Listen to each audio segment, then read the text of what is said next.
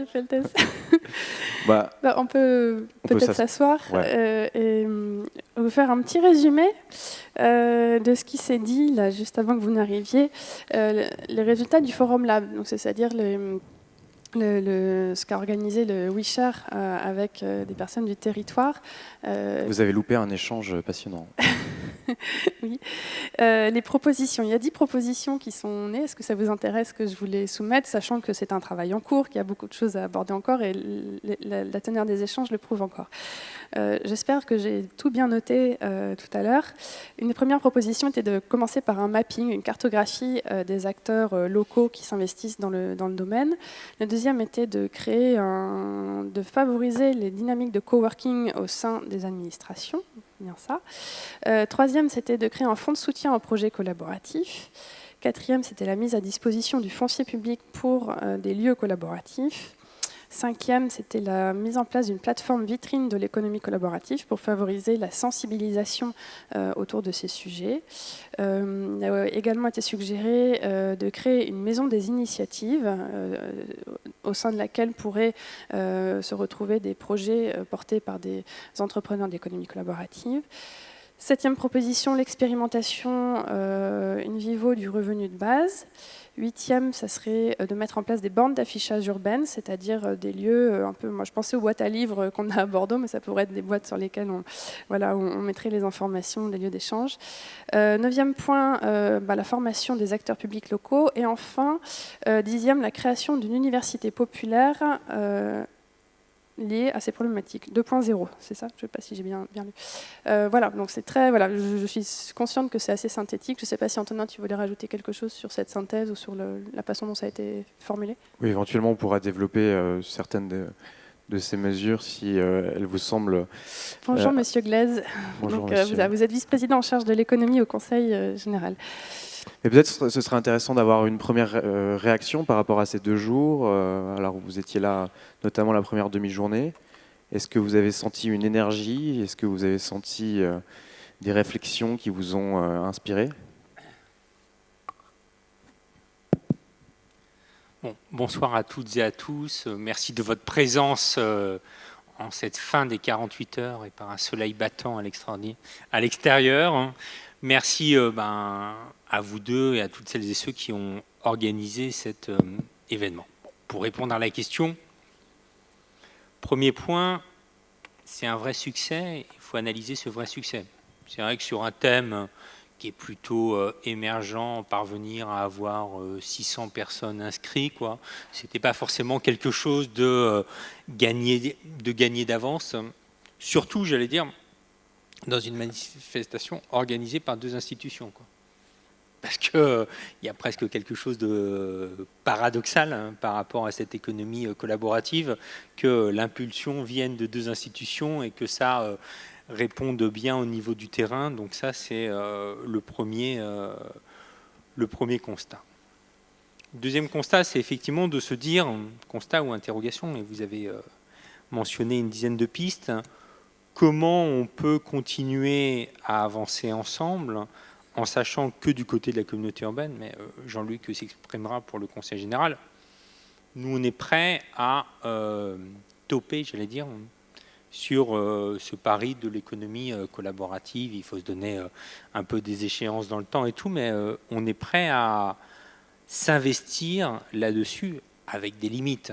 Parce que c'est ce que je disais hier dans mon propos, c'est pas nous qui d'un seul coup allons vouloir tout organiser, réguler, ce qui serait complètement contradictoire avec la démarche, mais on est prêt en tout cas à y aller et à vous accompagner. Je pense qu'il y a quand même un petit préalable que vous mettez dans vos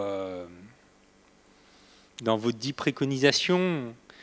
Vous dites qu'il faut former les institutions publiques à l'économie collaborative. Je pense qu'il faut aussi former les acteurs de l'économie collaborative à l'institution publique. Non, mais je veux dire, je pense qu'à un moment, il va falloir qu'on définisse un peu plus de quoi on parle. Principe de réalité, peut-être? Non, mais principe de réalité pour que ça devienne un peu plus tangible, que ce ne soit pas juste un mouvement pratiqué par les gens. C'est combien d'acteurs sur le territoire? Est-ce qu'on peut quantifier, pas quantifier? C'est quels sont les effets de levier. Et je pensais, je ne suis pas du tout sûr que ce soit la bonne porte d'entrée, mais aussi bien au niveau de la région où il y a un conseil économique et social, ou de la CUB où il y a un conseil de développement durable, ça pourrait être intéressant que des institutions comme ça, des lieux de participation à côté des institutions, mais avec une existence formelle, s'emparent de ce sujet pour, d'une certaine manière, leur donner un peu une réalité institutionnelle et pour dire il s'agit de quelque chose de sérieux et c'est pas juste un effet de mode qui va disparaître dans 3-4 ans. Donc ça, c'est une piste et une réflexion. Deuxièmement, parmi les 10, je ne vais pas tous les citer, sur la question du mapping ou du recensement sur la métropole ou sur le département de la Gironde, ça me paraît indispensable. Mapping, recensement et possibilité de mise en réseau qui en plus est consubstantielle à l'économie collaborative.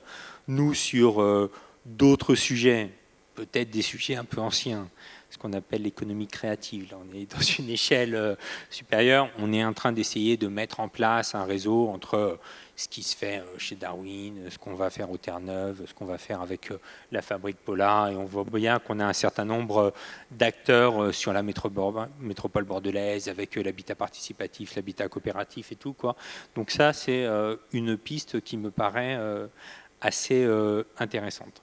Troisième point, sur la mise à disposition du foncier public. Alors c'est vrai que c'est un vieux fantasme ou rêve que j'ai, quoi, parce qu'on cite toujours l'exemple de Barcelone ou de Berlin, quoi, où Berlin, sur les artistes, on dit dès qu'il y a du foncier public libre, on le met à disposition 12, 18 mois et tout, quoi. Et que nous, en France et à Bordeaux, on n'est pas encore en capacité de faire ça, mais je pense que ça serait vraiment une piste intéressante, sans que ce soit un lieu totalement formel, mais qu'à un moment, il y a aussi un endroit de vitrine, comme vous mentionnez, ou d'échange, ou de Fab Lab, ou j'en sais rien, même si vous n'avez pas utilisé le terme, parmi les 10 choses. Après, à l'intérieur du quartier numérique, du grand quartier numérique, ou à l'extérieur? Est-ce que ce sera porté par une communauté, par des citoyens, ou est-ce que ça viendra ce qui est sûr, c'est qu'en entendant ça, nous, on a un lieu qui est à la limite, qui est sur Bègue, mais qui est vraiment à la limite de Bordeaux, qui s'appelle, qui était le centre de tri postal Jean-Jacques Bosque, qui sont 2 plateaux énormes qu'on va transformer en cité numérique. Ça va mettre un peu de temps. Entre-temps, justement, on abrite la fabrique Polar. Et moi, c'est des lieux comme ça où je me dis, ça peut être intéressant qu'ils soient appropriés pendant 6 mois, 12 mois, 18 mois, quoi, sans que ce soit totalement institutionnalisé. Il y a la question de la récurrence de cet événement, quoi, où je pense que c'était un des paris qu'on a fait avec le Conseil général BGI, d'aller là-dessus. Et comme la première édition est plutôt une édition réussie, moi je pense que ça pourrait être intéressant de se dire on va avoir un rendez-vous régulier, quoi, et peut-être avec une ouverture nationale, européenne et internationale plus importante. Au-delà des interventions de Rachel et tout, quoi, de se dire, tiens, ce que disait Anne-Sophie tout à l'heure, on nous cite Séoul ou le Brésil, ça veut dire quoi très concrètement? Où les micro-expériences au niveau local, ou le Fab Lab de Nantes, ou le Fab Lab de Toulouse, comment ça fonctionne, ou les quelques Fab Lab qu'il y a à Paris, ou sur les imprimantes 3D, des choses comme ça, pour donner à voir. Parce que je pense qu'on est sur quelque chose d'assez puissant, d'assez fondamental, mais aussi d'encore un peu impalpable. Et si on veut qu'on transforme ça, quoi, à un moment, il faut s'en théoriser, mais il faut peut-être donner à voir. Et je pense qu'il faut qu'on arrive à dépasser le stade de la pratique, même s'il est important, si on veut aller plus loin, quasiment le théoriser, mais en ayant une théorie bottom-up, comme on dit. C'est-à-dire, on part de la pratique, et à partir de l'agrégation de la pratique, on dit, voilà, ça a été ça, les facteurs clés de réussite et tout, quoi, plutôt que de partir d'une démarche inversée. Les échecs. On peut aussi partager les échecs. Oui, bien sûr qu'on peut partager les échecs, parce que ça ne fonctionne pas de manière aussi évidente partout. Pourquoi à un moment ça a pris, pourquoi ça n'a pas pris, quoi. Et tout ça est extrêmement précieux. Vous avez une remarque peut-être, Jean-Luc Lez, sur Alors, pardon pour le retard, mais les embouteillages le vendredi soir de départ de vacances à Bordeaux, c'est un peu compliqué. On nous a demandé si vous aviez fait du covoiturage pour venir. Alors non, je n'ai pas fait du covoiturage parce que là, je pars ensuite en Sud-Gironde, où j'ai un rendez-vous tout à l'heure. Donc du coup, je suis obligé de prendre ma voiture parce que malheureusement, le tram ne va pas jusqu'en Sud-Gironde. Alors, il y aurait le bus, je ne serai jamais à l'heure si je prends le bus maintenant. Alors, je n'ai pas les 10 points que vous avez listés. Ceci étant, quand même quelques réactions de façon peut-être un peu plus générale. D'abord, pour partager effectivement la satisfaction qu'a exprimé Vincent Feltès sur la réussite de ce forum. C'est vrai que c'était un vrai pari. C'est vrai que quelque part, ce forum est un peu précurseur en la matière. Et il nous semblait important de le réussir parce que ça signifie que demain, à la fois, nous pouvons effectivement nous fixer des rendez-vous à venir. Je pense que nous serons d'accord sur les deux collectivités pour poursuivre la démarche. Mais aussi faire œuvre de sensibilisation, faire œuvre de vulgarisation, en espérant que d'autres, effectivement, se saisissent d'un certain nombre d'idées qui ont été évoquées pendant ces 2 jours. Je suis d'autant plus satisfait au niveau du département que la Cube a naturellement une image de modernité, de jeunesse, parfaitement incarnée par son président. Le département, c'est une institution napoléonienne, très ancienne, souvent un petit peu vue comme une institution ringarde. En l'occurrence, nous savons aussi avoir des politiques publiques qui s'inscrivent complètement dans le temps présent et dans la modernité. Et donc, nous trouvions important, effectivement, d'être partenaire de cette manifestation aujourd'hui. On peut en retirer plusieurs choses. D'abord, qu'elle remet en question à la fois le lien entre le citoyen et l'élu, et aussi la manière de pratiquer des politiques publiques. On a eu hier, dans un atelier, une table ronde, une discussion intéressante sur la question des entreprises et du lien avec les utilisateurs. Et j'étais le seul représentant de collectivité à la table ronde, et du coup, je m'interrogeais pendant la discussion sur qu'est-ce qu'un utilisateur de collectivité. C'est évidemment le citoyen, et je me disais que finalement, il y a des points communs aussi à trouver, lorsque l'entreprise cherche à ne plus considérer son usager comme un simple client à valeur marchande, mais comme un collaborateur, comme quelqu'un avec qui construire le développement de son entreprise, je me disais, et je l'ai exprimé hier, qu'il y avait la même chose à réfléchir au niveau des collectivités locales, en lien avec les citoyens avec lesquels nous travaillons. Donc quelque part, au travers de ce forum, en dehors des exemples très précis qui ont pu être développés, il me semble que nous avons effectivement à construire de façon plus étroite nos politiques publiques en lien avec les citoyens et avec l'expression des citoyens. Et là, en dépassant, j'allais dire, le citizen washing qu'on pourrait faire, et en allant vraiment chercher, de façon très collaborative, la manière de nous intégrer plus précisément au niveau de notre action publique. Je pense à un exemple très précis. Une politique publique départementale au niveau des entreprises ou d'autres collectivités, ça peut être donner une aide à l'investissement. Une autre manière de s'intégrer véritablement de façon collaborative, c'est par exemple de devenir sociétaire d'une SIC. Ce que nous avons fait, parce que de cette manière, nous devenons pleinement acteurs de ce qui se passe au sein de la SIC, surtout, et c'était un exemple précis là aussi, surtout lorsque cette SIC est en milieu rural et qu'elle a une vraie vocation de développement économique, d'insertion, d'emploi, mais aussi d'aménagement du territoire.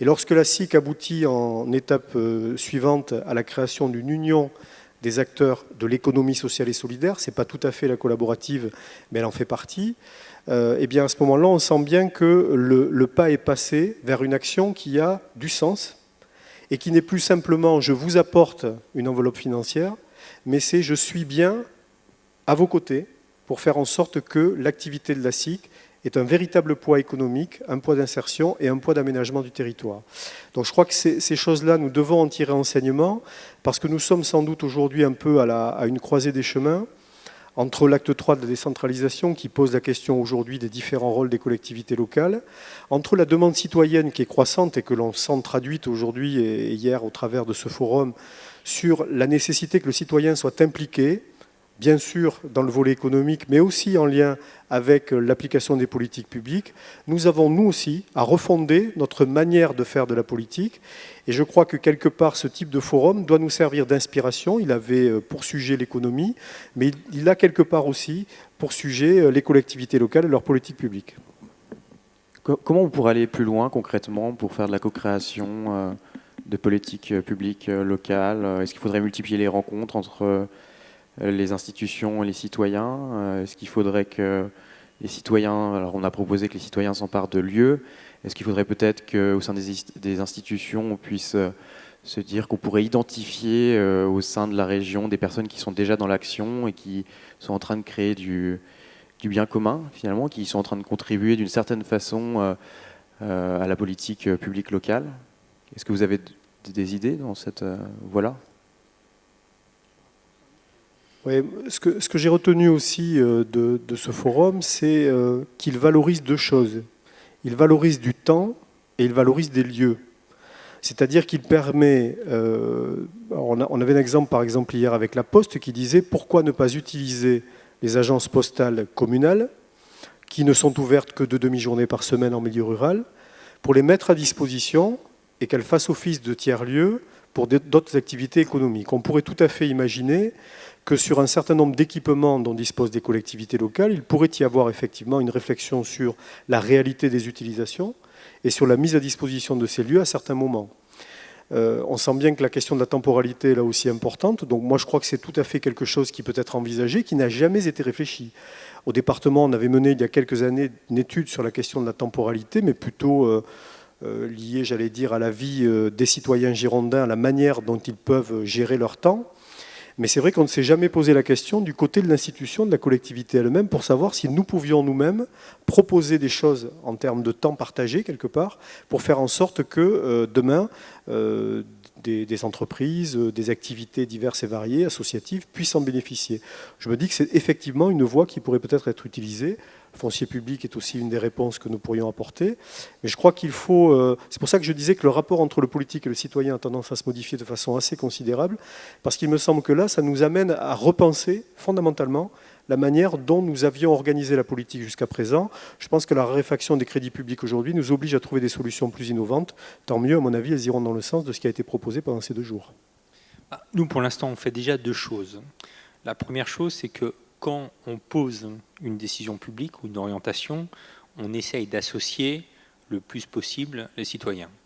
À grande échelle, c'est quand on a défini la stratégie de la métropole bordelaise, on a fait la fabrique et la coopérative métropolitaine, donc qui a associé quand même des milliers de personnes et on a pris en considération les avis. Quand on a un grand projet, ce que j'évoquais hier dans mon propos, comme le franchissement Jean-Jacques Bosque, on a des comités permanents de la concertation et à la fin, vous avez des citoyens lambda, entre guillemets, qui ont le même poids dans un jury que le président de la CUB, qu'on a un conseil de développement durable qui est devenu très démocratique, quand on décide le retour de l'eau avec une gestion en régie, on passe dans une période intermédiaire sur l'assainissement et dans le conseil d'administration de la société qui gère, il y a des citoyens et des associations qui sont présentes. Donc on est déjà pas mal dans cette démarche qui est, quand on prend une décision majeure, on essaye de faire en sorte que les citoyens soient là,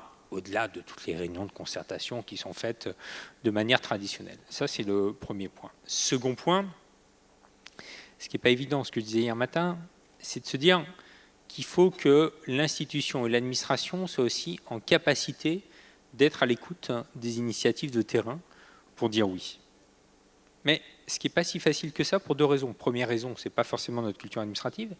Seconde raison, comme on est aussi dans une période de défiance à l'égard des institutions publiques, on demande beaucoup de transparence aux institutions publiques dans leurs choix, des règlements d'intervention pour être sûr qu'un tel et un tel n'est pas favorisé, des commissions pour attribuer, y compris un marché de 3 000 €. Quoi. Je veux dire, un système qui est devenu très très lourd parce qu'on pense que c'est comme ça qu'il y aura plus de transparence, et en même temps, une contrepartie qui est une espèce de rigidification du système qui n'est plus du tout en adéquation avec la forme de fluidité que vous avez. C'est-à-dire, moi, si par exemple, demain, et justement, ça fait plusieurs mois que j'ai réfléchi à ça, vous me dites, j'ai un super projet autour de l'économie collaborative. Il faudrait que vous me donniez, j'en sais rien, disons 50 000 € pour donner une somme qui n'est pas trop délirante par rapport à une institution qui a un budget d'1,3 milliard. Le problème, c'est que le système est tel que j'ai un règlement d'intervention sur l'économie, qui d'ailleurs a été discuté avec les citoyens, Et on va me dire, mais attends, ça ne rentre pas dans le règlement d'intervention de l'économie, quoi. Donc, comment on trouve la souplesse? Et je trouve qu'on est un peu dans cette espèce d'ambivalence où on a voulu codifier les choses parce qu'il y a peut-être eu des excès à un moment, quoi. Mais en codifiant, on durcit les choses. Et quand vous avez des nouvelles formes souples comme vous, c'est compliqué. Si on prend par exemple la thématique qui n'est pas la même, mais pas si éloignée que ça, de l'économie sociale et solidaire, bah, ça a mis des années pour que les institutions commencent à intégrer le fait qu'il y ait une économie sociale et solidaire, qu'on peut avoir un chargé de mission, qu'on peut avoir des aides. Mais on a vraiment un problème de rythme et de temporalité. Et donc ce qu'il faut arriver à inventer, c'est une espèce de troisième forme qui est quasiment une co-construction entre le pouvoir politique et le pouvoir citoyen, tout en donnant des garanties et avec une certaine rapidité, quoi. Je pense que c'est ça le sujet du moment, quoi. Alors, oui, je voulais juste compléter sur un ou deux exemples et aller dans le sens de ce que dit Vincent Feltès. Au niveau du département, par exemple, nous avons pris l'habitude sur les aides aux filières économiques, je pense en particulier aux filières agricoles ou au tourisme, de fonctionner avec des conférences départementales. Donc l'idée, c'est de réunir les acteurs professionnels et institutionnels liés à la thématique donnée et de travailler avec eux la politique publique que nous allons décliner. Idem avec ce que nous avons mis en place autour de l'Interscot, qui est une organisation de la Gironde au travers de polarités urbaines plus ou moins importantes et plus ou moins déclinées. Donc c'est un travail qui a été élaboré en lien avec les territoires et qui a été porté ensuite dans les territoires en termes d'information avant la validation de cette politique définitivement. Donc là aussi, on voit l'intérêt à travailler ensemble parce qu'on sent bien, au travers de ce qui est restitué dans les rencontres que l'on peut avoir, que l'ajustement de la politique publique est absolument nécessaire à ce moment-là. Et c'est donc un moyen de la rendre plus efficiente et de la valoriser aussi en même temps. merci. Je pense que ça pose des jalons pour la prochaine édition, du coup, et on est obligé de conclure. Alors, juste en 2 mots, moi j'ai une petite question. Si vous dites que justement les acteurs de l'économie collaborative doivent se former aussi à la réalité de terrain du politique, quels seraient peut-être les challenges que vous pourriez leur proposer de résoudre, auxquels vous pouvez faire face aujourd'hui, et comment l'économie collaborative pourrait peut-être être utile si on faisait un petit exercice de prospective. En 2 mots, s'il y a quelque chose qui vous vient. Sinon... Okay. Non, mais là, il y a un premier exercice que vous avez déjà fait en temps réel, hein, avec les 10 propositions. Je pense qu'il faut aller un tout petit peu plus loin que les 10 propositions. Et moi, l'engagement que je prends, c'est on est prêt à vous accompagner là-dessus, quoi. Et donc, c'est, je dis, formaliser un tout petit peu plus vos besoins. Moi, je rajouterais peut-être 2-3 commandes comme celles que j'ai indiquées, disant à un moment, il faut peut-être donner à voir institutionnellement, quoi. Et on jouera avec vous, quoi. Pas faut le... Voilà. Alors pour ce qui concerne le département, donc je n'ai pas donc les 10 propositions, mais ce qui a été important dans ces 2 jours, c'est qu'il y ait une expression qui remonte vers le politique. Ça veut donc dire que c'est aussi cette méthode-là qui est effectivement absolument essentielle pour que nous puissions croiser, et là toujours dans la même logique que tout à l'heure, quand le client devient un partenaire et non plus simplement un client, donc que le citoyen devienne un véritable partenaire de la collectivité en exprimant des choses, ça me paraît important.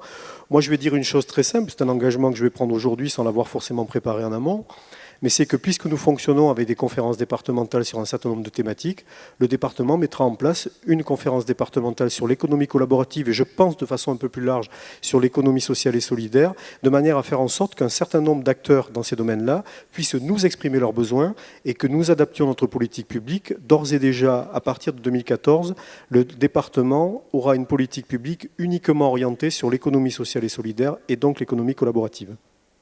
Merci beaucoup. Merci pour ce forum et puis à l'année prochaine. À l'année Merci prochaine. beaucoup. Merci à tous. Au revoir. Merci.